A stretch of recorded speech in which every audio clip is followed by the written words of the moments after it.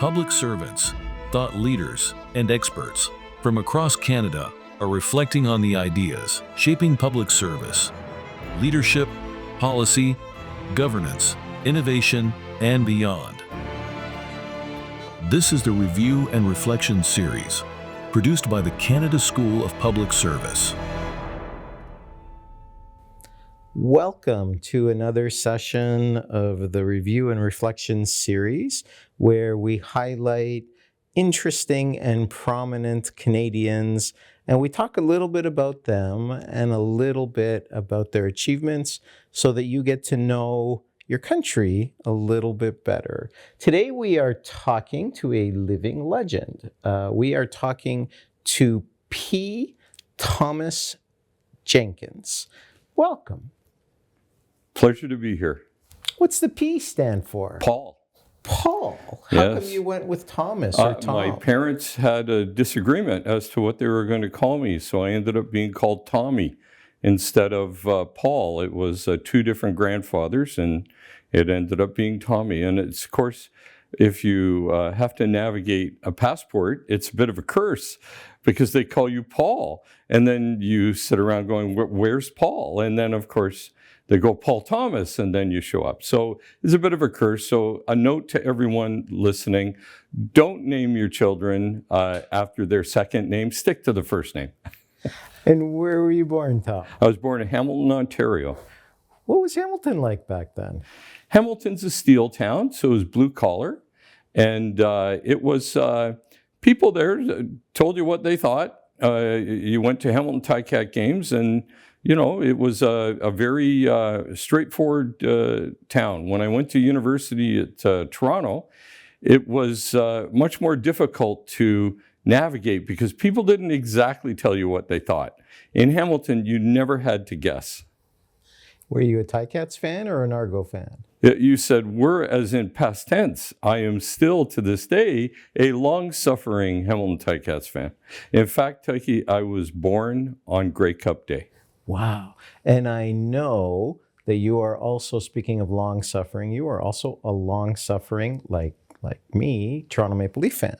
Yeah, this is going to be a very difficult session. We've now covered the Hamilton Ticats and unfortunately the Toronto Maple Leafs. Yes. And you have something that I wish I had from the Toronto Maple Leafs somewhere in your basement, I'm told. What is it? Oh, we're really going to talk about stuff here. Well, when the Maple Leaf Gardens was being dismantled and reassembled, all of the artifacts of the Toronto Maple Leafs were auctioned off, and I won the bid for the players' dressing room. Wow. What's in the players' dressing room? The stuff that everyone knows from every hockey rink, the door, and the players' bench and stalls and what have you. Holy smokes. So, But I also have something else. what do you have? I have the players' bench from the Montreal Forum. Oh, boo. And of Montreal, course, I no. tell all my Montreal friends that when Toronto wins the Stanley Cup, that I will burn in a bonfire the players' bench, that Beliveau, and of course, the response of the Habs fans has always been, oh, you're only going to burn it when the Leafs win the Stanley Cup? It's in safe hands. Oh, and as we speak, for the irate Montreal Canadiens fans right now that are listening to this, as we speak, you should know that the Toronto Maple Leafs did not make the playoffs, and the Montreal Canadiens are still in the playoffs. Now, let's fast forward a little bit. What'd your mom do? What'd your dad do? My mother was a British war bride. My father landed at D-Day, and on furlough from the Canadian Army, he met my mother. And so my father was born and bred in Hamilton. In fact, comes from, as far back as I've gotten now, 12 generations of Army and engineers, believe it or not. My fifth great-grandfather built the fort at Burlington Heights, which became Dundurn Castle. And it's during the War of 1812. That's how I ended up in Hamilton, because Color Sergeant John Jenkins of the Royal Engineers had to rebuild and build forts for the War of 1812. So that's interesting because it kind of talks about, or it foreshadows a couple of the themes of your kind of your public life. So the first is you have a relationship with the Canadian Armed Forces that continues to this day. Tell us about kind of the beginning of your Canadian Armed Forces Association and how it's gone over the years. Well, my father landed at D-Day with the Army, and when it was time for me to put a uniform on, he said, "You're going into the Air Force." So I ended up as an Air Force officer, and that's how the association. And today I sit on the Air Board of the Royal Canadian Air Force.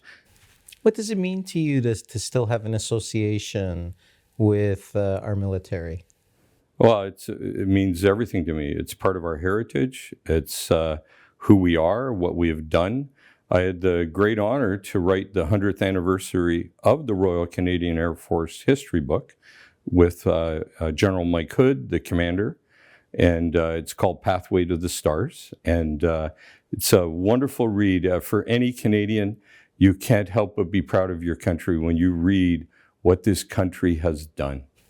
Now, the very first time I heard you speak, and the very first time I met you, it was virtually, when virtual was not a thing. And it was, you were giving a presentation to a leadership program in the Government of Canada. And you started talking about, not about your time at OpenText, not about, the many, many things that we all know you for. You spent a lot of your time talking about your time in the Army, and you said a sentence that I had never heard before, and it knocked me off my feet. You said, "The Army taught me how to be a leader from behind." Yes. Talk to me about that sentence. See, in business, we're taught spreadsheets and we're taught things to manage. We're taught to be managers. When I reflected on my career, one of the most important things that I had been taught in officer cadet school was to lead and to be, and I still remember to this day all of the different courses I was on, and you were always taught all of your people ate their meal first, you ate the meal last. This was an ethos of the officer cadre. And many of those principles served me very well in business because it was about leading and about leading from behind. And it's a subtle point, but as I reflected on my career, it became a very important point. So that's a nice segue into where most Canadians have heard your name, and that's in business, specifically in high tech. You were one of the first people, not just in Canada, but you were one of the first people to kind of grab a hold and make something of this new thing called the World Wide Web or the net, or I don't know what you were calling it back then, but take us back in time. It was called the Information Superhighway. Yeah. And it was invented by Al Gore's father. Those were the terminologies of the time. Of course, we started to call it the internet, but then it really became known as the web. And the World Wide Web needed something to be able to find the needle in the haystack. And at the time, in the algorithm world, we called that an inverted Boolean index. And of course, that's a mouthful. So people just called it a search engine. And of course, at that time, when I would say to people, well, we build search engines, they thought that was part of a car. So much of the nomenclature we take for granted today. So talk to us about that world a little bit. If I remember right, it was like Netscape, it was Alta Vista, it was Ask Jeeves. It was, take us back a little bit for those who don't remember the days before the internet. Well, in those days, we had floppy disks that had 360 kilobytes on it. And in the first year we crawled the entire internet, it was the sum total, the whole World Wide Web was 1 gigabyte. Which is what in like ordinary language today? Is it like on my smartphone? Oh my goodness, a thumb drive or something like that that would have a terabyte on it now. No, a gigabyte is an afterthought today. But at the time, a gigabyte memory on a VAX 11750 cost $35 million, roughly, and filled a room. Those were the early days of the internet. Now, when people were running off on the internet, you actually started working on kind of the alter ego of the internet, the intranet. Talk to us about that a little bit. Well, it was a typical Canadian moment. At the time, we were running, for about 3 years in a row, the OpenText index was pre-Google, pre-Bing, and in fact, was the search engine of Netscape and Microsoft Network and what have you. But so many different companies were coming into that race, it became a very consumer-oriented thing. So we, being Canadian and not in New York City or Los Angeles and not wanting to move to New York City or Los Angeles, decided that from Waterloo, Ontario, maybe the best play would be to go behind what is called the firewall, which meant that we started to build the search engines inside the firewall of every company and government of the world.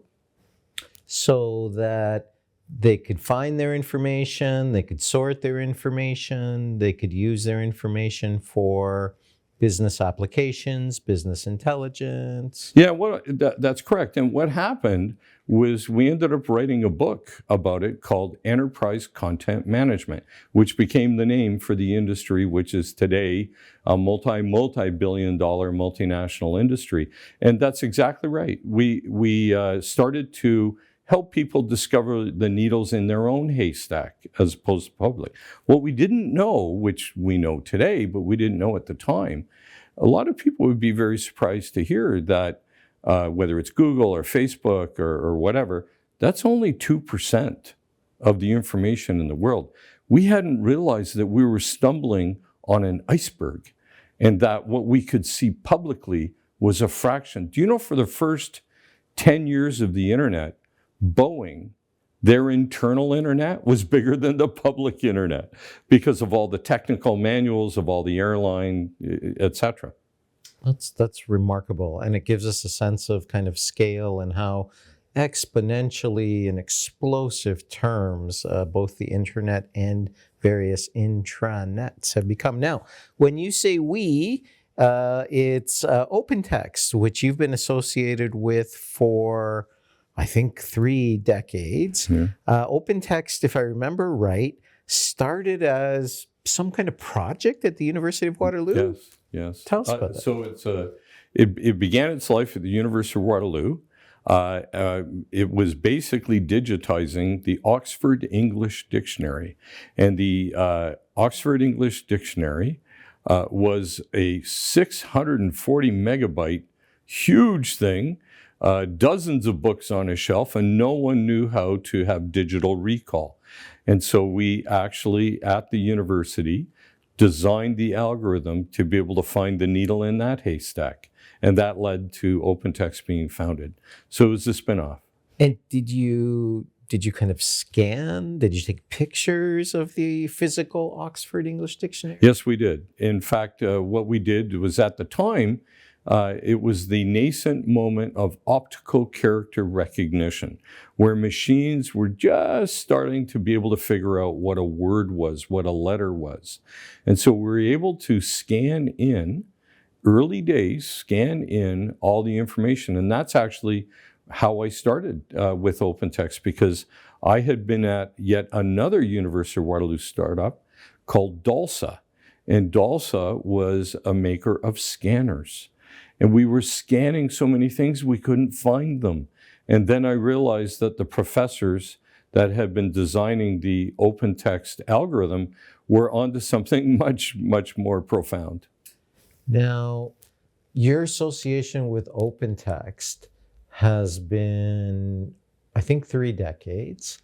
You have taken this company that started in Waterloo as an offshoot of kind of a university project, and you have made it one of the Canadian global champions. Talk to us a little bit about what it means to be a Canadian global champion as opposed to just a global champion. Well, certainly we started above a Dairy Queen in Waterloo, just down from the university, and there was 6 of us. And that was 35 years ago. So the 35th year for OpenText is coming up in a few months. And it's been quite a journey, whether Canadian or not Canadian.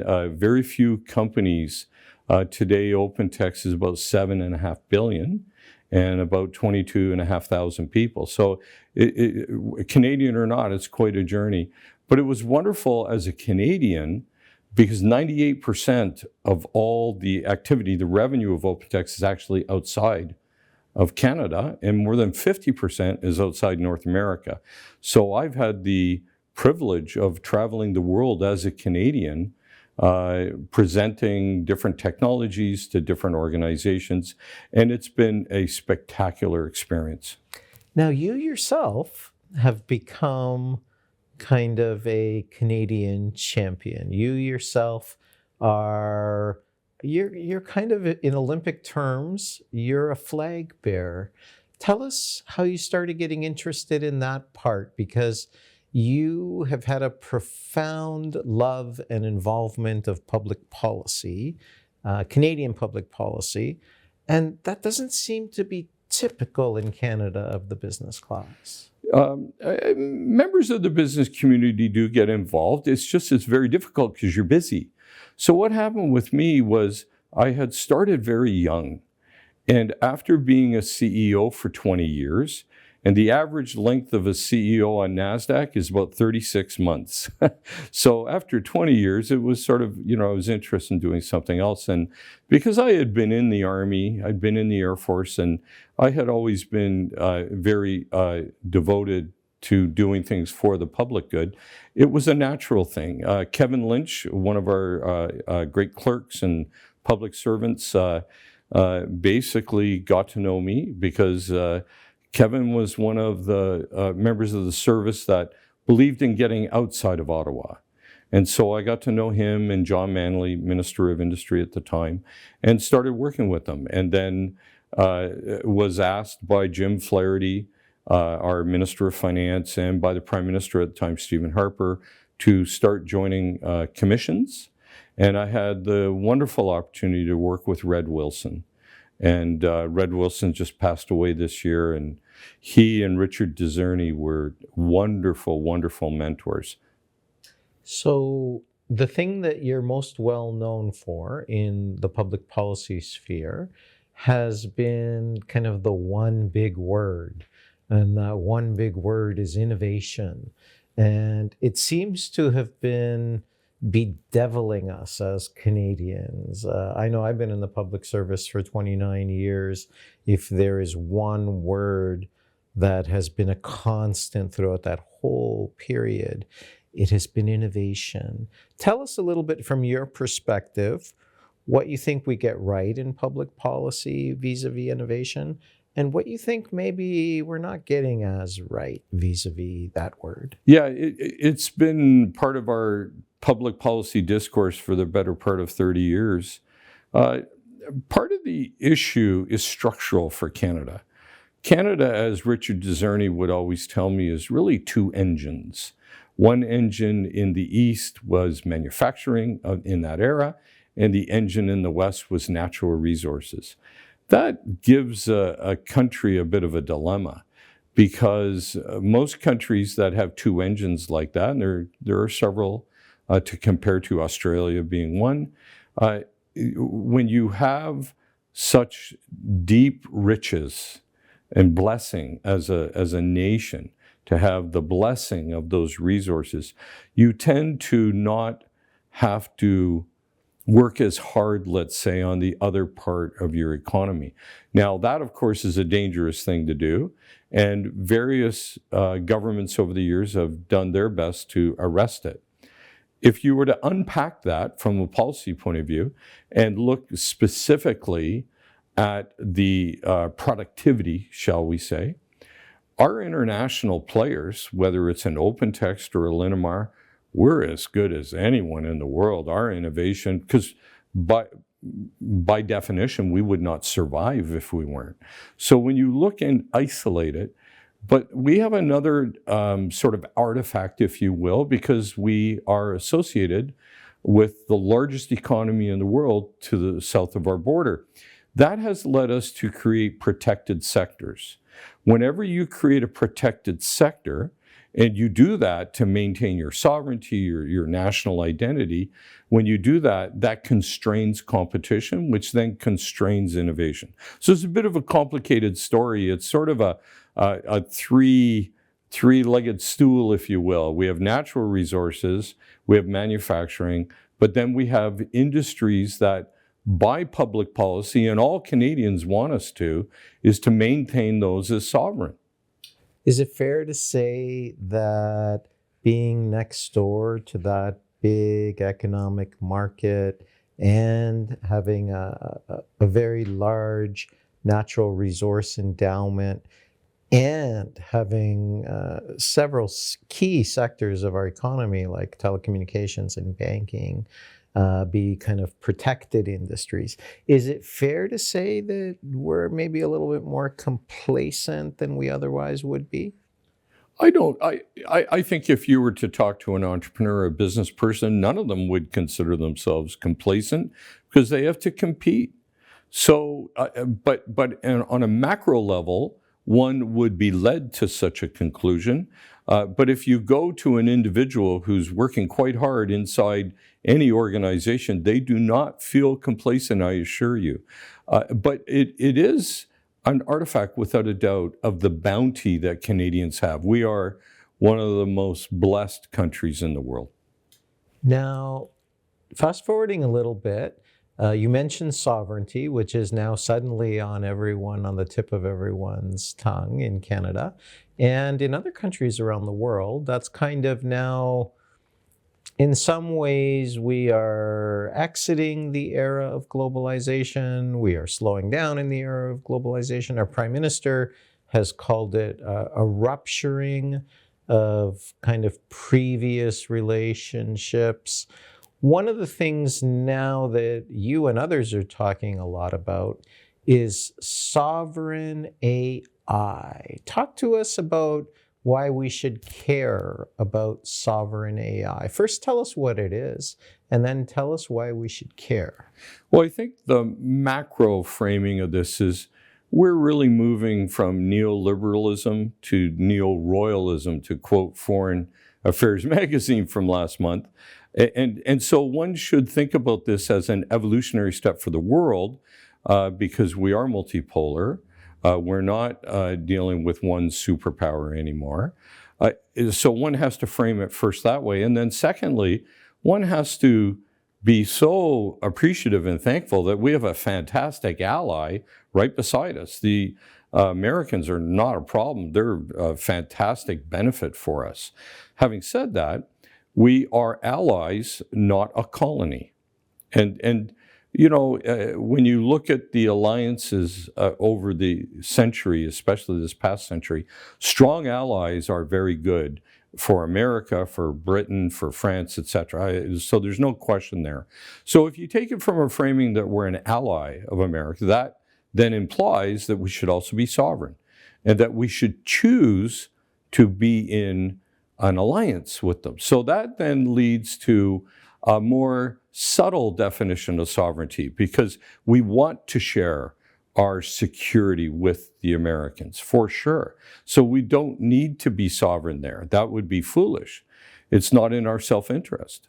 So, for example, American hyperscalers, if we wanted to get technical, I think they're absolutely essential to our productivity, and we should be so thankful that we have Microsoft or Google or AWS available to us. That's a wonderful thing. However, we also need to maintain our national identity. And that then compels us to take a hybrid approach where I'll just make it up, say 90% of our activity should be done with a hyperscaler, but 10% should be done at home. And what is you mentioned 10%. Let's use it as the illustrative figure. What types of things would constitute that 10%? Financial information of an individual or a corporation, the health status, the personal preferences of that individual, their civil rights. Those are guarded by the Parliament of Canada. Those are things that should be sovereign. But, when we're making decisions about a TV we're going to buy or something like that, then we should go to Amazon. There should be a balance, not unlike what we were talking about before that previous generations had struck with the protected industries. The generations that came before us knew that telecommunications or banking should be protected to maintain sovereignty. And so what we were talking about before, the three-legged stool, we're just simply carrying that on into the age of AI. So if I'm hearing you correctly, and please correct me if I'm not hearing you correctly, I think you're making a distinction between a type of a data that's kind of, let's call it a commodity, that, you should just kind of be competing like all commodities on the basis of price and efficiency. Like, I don't really care where I get my salt for my driveway. I really want it to be as accessible and as cost effective as possible. And then on the other hand, something that really matters to us as Canadians, something that has a sensitivity, something that defines us as people that live in Ontario or people that live in Quebec, etc. Is that right? Oh, you have it. And in fact, we have a tremendous tradition for decades now in legislation of how to govern that. And so in Canada, we have legislation known as PIPEDA. In Europe, they have legislation known as GDPR, and so on. The Americans have the same thing. They have USDR. So all countries have this. This is not unique to Canada. But what is unique is how do countries grapple with AI? And AI is a much more powerful way of interacting with that data. So I think what we'll find all across the world, not just Canada, that legislation throughout the world will simply take the data and move it up into AI, because that's the source of the knowledge of an AI.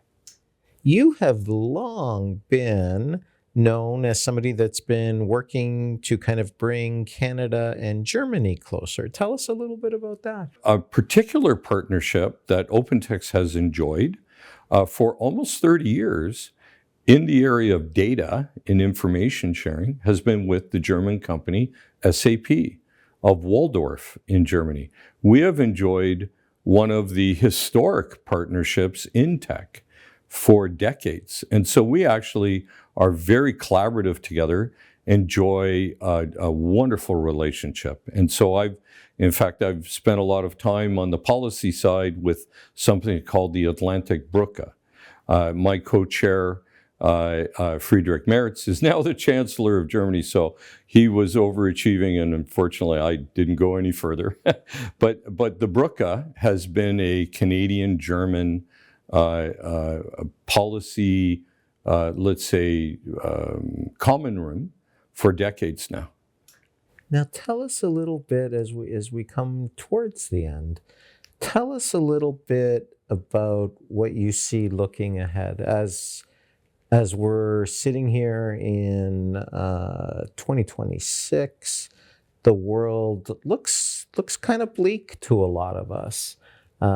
We see at least 3 wars. We see protectionism. We see tariffs. We see economic sanctions.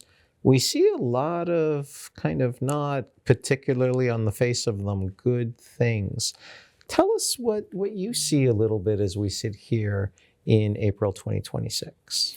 I'm an optimist. I've been an entrepreneur all my life. I've been an optimist. I see on the global level a huge challenge for human beings. All of us, all human beings have to grapple with the fact that machines are coming that are faster and more intelligent than we are. It doesn't make them wiser. It doesn't make them more creative. But we have to redefine what our role is in society adjacent to these machines. And we've always redefined ourselves. Humans are adaptable, but it will be the greatest adaptation challenge so far. And it's a debate among scientists and scholars whether we'll be able to do that. But I'm optimistic. I think we will. I think on the Canadian level, I think Canadians were being challenged to redefine ourselves.